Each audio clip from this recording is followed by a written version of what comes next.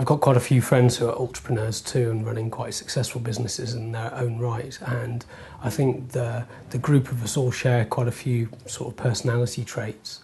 We're all very optimistic people, so I think optimism is an actual key kind of cornerstone of becoming an entrepreneur, because it's not easy. You've always got to look on the positive side and always got to think, well, if I can do this, then this is going to happen. It's always, you've got to look very positively.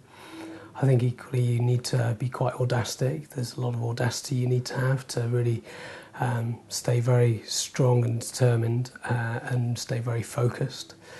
And also a lot of drive. You've got to have a lot of drive. You've got to have a big fire in your belly to really sort of quit a full-time job and go it alone.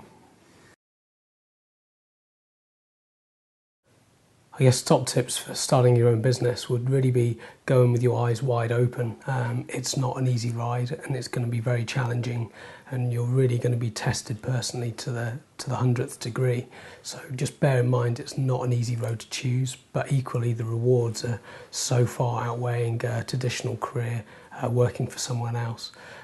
Being your own boss is incredibly rewarding. Being in charge and being responsible for a team of people is a huge responsibility, but if you play it right, it can be incredibly rewarding too. You don't necessarily need to start a business with all the business acumen. I certainly didn't. I was a trained product designer who started a business. I fortunately had a bit of mentoring and help through the Prince's Trust in the early days, but certainly didn't have an MBA or anything like that. And I think you can pick up an awful lot of business skills and tools along the way.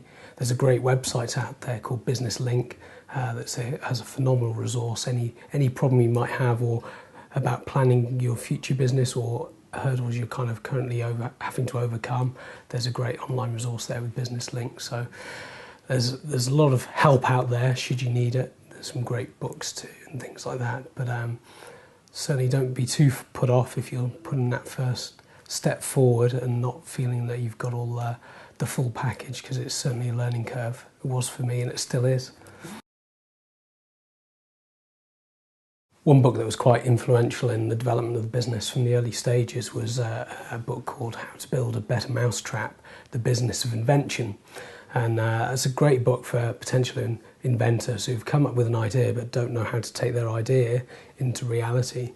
So I kind of read this book and it really set down a couple of different roads that I could take, and I kind of started exploring all of them to start with, and then it became quite clear to go down one of those routes. But certainly that was a great book that I would highly recommend and still do to a lot of inventors who contact me to read this book.